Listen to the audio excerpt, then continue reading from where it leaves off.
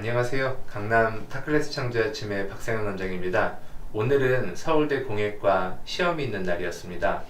2시간 전에 우리 학생들이 시험을 보고 나왔고 우리에게 문제가 전달이 됐어요. 그래서 이 문제들에 대해서 소개해드리고 문제에 대한 풀이로서 학생들한테 도움이 되고자 이런 자리를 마련했습니다. 자, 이번에는 문제를 보도록 하겠습니다. 오늘 나왔던 문제는 서울대 공예과를 준비하는 학생들에게는 다소 익숙한 학원에서 충분히 준비해 볼 법한 문제가 나왔습니다.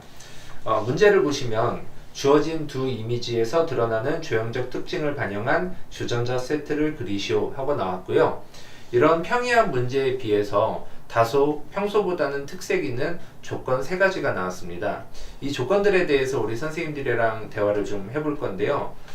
찬쌤, 이 조건에 대해서 좀 말씀을 해주시죠. 첫 번째 조건에서 주전자 세트에 대한 이야기가 나왔습니다. 이제 세트 구성을 하는 게 포인트로 이제 보여지는데요. 세트라 함은 보통 이제 우리가 접하는 여러 가지의 용기나 여러 가지의 구성품들이 하나의 컨셉으로 묶이는 그런 걸 세트라고 하는데요. 여기서 말하는 이제 조형적 특징, 조형적 아이덴티티가 세트로 드러나야 함을 이제 볼 수 있습니다. 그래서 우리가 이제 주어진 이미지가 2가지인데 하나는 풍선을 꼬아서 만든 이제 우리 유명한 제프 콘스의 이제 작품이고요. 또 하나는 이제 학생들한테 어쩌면 되게 익숙할 수도 있고 아니면 어쩌면 되게 생소할 수 있는 이제 조형물이 나왔는데 사실 교과서에 이제 이 브라쿠시 작품은 항상 많이 나오는 편이거든요.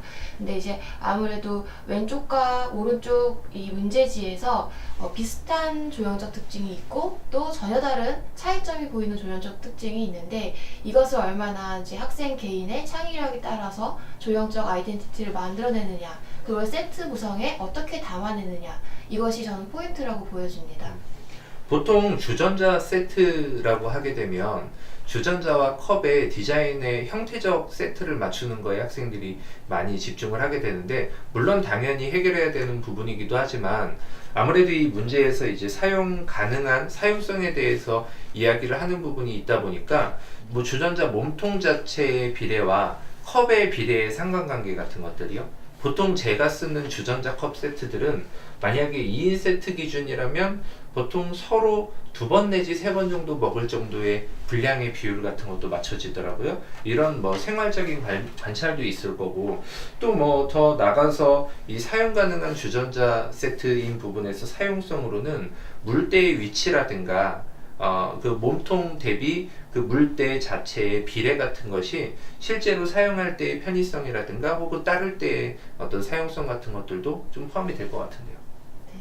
2번째 조건에서 이제 친절하게 주전자 세트에서 이루어지는 각각의 단위들을 설명하는 힌트를 좀 주고 있는데요. 주전자 자체의 몸체와 손잡이, 그 다음에 주둥이, 뚜껑 이렇게 주전자의 어떤 단위를 하나하나 나열함으로써 학생들이 놓치고 가지 않게끔 힌트를 주고 있습니다. 근데 이제 결국은 이게 하나가 되는 거기 때문에 이 몸체와 손잡이, 주둥이, 뚜껑이 연결되는 연결 방식 부분에서 학생들이 조금 조형적인 특징을 좀 만들어낼 수 있을 것 같고요. 놓치고 가지 않아야 되기 때문에 그 부분들을 교수님들이 힌트를 주고 있는 그런 걸 좀 볼 수 있을 것 같습니다.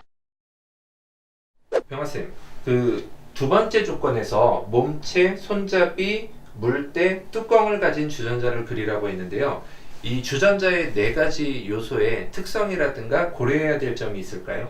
기본적으로 위 4가지 조건이 충족해야 주전자의 역할을 할 수 있기 때문에 이렇게 언급이 된 것으로 예상이 되고 이렇게 몸체를 어떤 형태로 만드느냐 그 안에 빈 공간을 어떻게 설정하냐에 따라서 무게중심이 바뀌고 그런 무게중심 때문에 손잡이의 위치나 손을 잡아야 하는 방식 그런 것들을 결정할 수 있는 단서를 만들 수 있는 조건이 될 수 있다고 생각합니다. 그리고 주둥이, 물대 같은 경우에는 어느 위치에 어떤 형태로 어떤 흐름으로 만드냐에 따라서 그 주전자가 물을 따라낸다는 그런 그 경험을 충분히 설정할 수 있는 그런 조형 특성이거든요.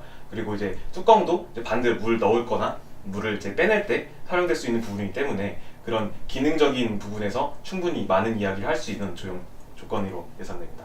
실제로 수업하다 보면 많은 학생들이 손잡이를 잡을 때의 편의성은 생각을 하는데 그 몸체에 붙어야 되는 손잡이의 위치라든가 혹은 물때에 물이 유입되는 시작점 그리고 컵에 따라지는 부분의 높이들을 좀 고려하지 못하는 경우들이 종종 있더라고요. 이런 부분들을 염두에 둬야 할 것 같고요. 두 이미지에서 드러나는 조형적 특징을 살펴보도록 하겠습니다. 첫 번째 이미지가 제프 쿤스의 벌룬독인데요. 찬쌤, 이 벌룬독에 대해서 조형적 특징을 설명해 주시죠. 제프 쿤스의 벌룬독은 우선 반사체가 가지고 있는 특징을 잘 이용했는데요. 레드 컬러가 참 인상적이죠. 형태는 강아지라는 구상적 소재를 가져와서 우리에게 더 친근한 것 같습니다. 곡선의 미가 돋보이는 작품이고요. 네. 브랑크시 작품 젊은 남자의 토르소는 어떠세요? 좀 대비되게 좀 직선이 강조가 되는데요. 마찬가지로 반사체가 갖고 있는 특징을 강렬하게 전달하고 있고요.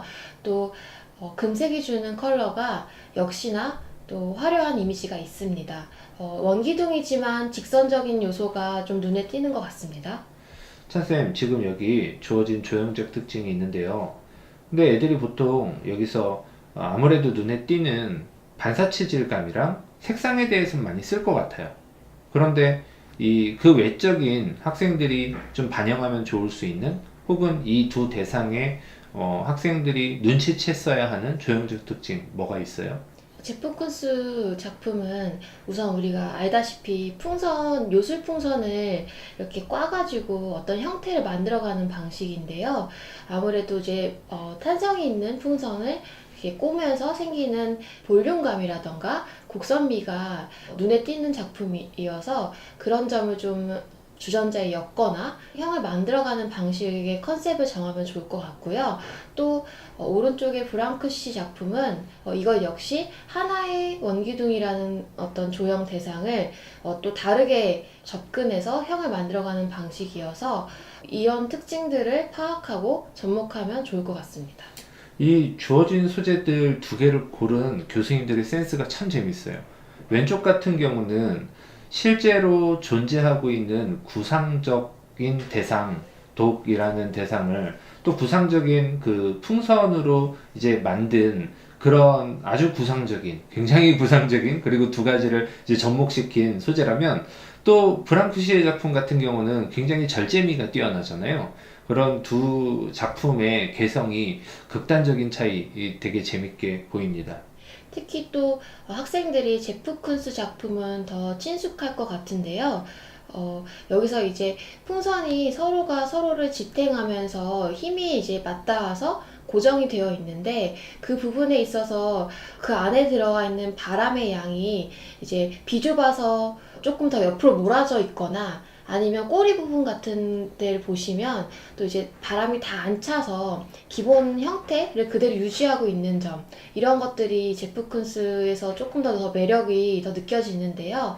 반면에 브랑크시 작품은 다른 브랑크시 작품들에서도 느껴지는 것처럼 그 은근한 곡선의 흐름, 그리고 이 작품 같은 경우는 상단보다 하단이 굉장히 균형감 있게 무거워지다가도 지면과 닿는 부분에 저런 아슬함을 만들어주는 저런 특징들 되게 재밌었어요.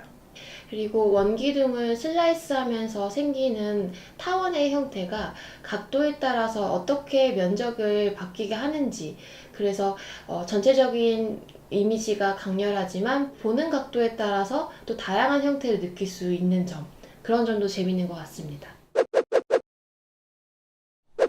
오늘 서울대 공예과 문제를 풀고 오신 학생들은 아무래도 미술학원에서 많이 풀어봤던 유형의 문제이다 보니까 많이 익숙하셨을 겁니다. 그래서 시험장에서 스스로가 만족감을 느낄 수 있는 완성도나 밀도를 보여주고 오셨을 것 같아요. 그렇지만 이런 문제일수록 완성도나 묘사 능력이 합격의 당락을 구분한다고 보긴 어렵습니다. 그래서 이 문제에서 중요한 포인트를 마무리로 짚고 가겠습니다. 병아쌤 해주실 말씀 마무리 요점 정리. 결국에는 문제 풀이죠. 네, 그래서 이미지의 조형적 특징을 그 주전자 세트로 어떻게 풀어내는가, 그리고 나왔던 키워드로 사용할 수 있도록, 주전자 역할을 할 수 있도록 어떻게 이런 조형 언어를 활용하고 확장해서 자신의 아이덴티티를 구축하고 그것을 세트로 만들어내는가, 그런 부분이 중요하지 않았나 싶습니다. 네, 찬호쌤.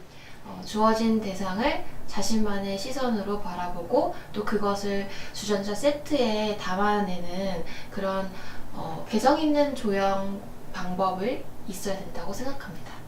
서울대 공예과 시험 보고 오신 수험생들 많이 마음 졸이셨을 텐데 모두 고생 많으셨습니다. 좋은 결과 있기를 기원하겠습니다. 감사합니다.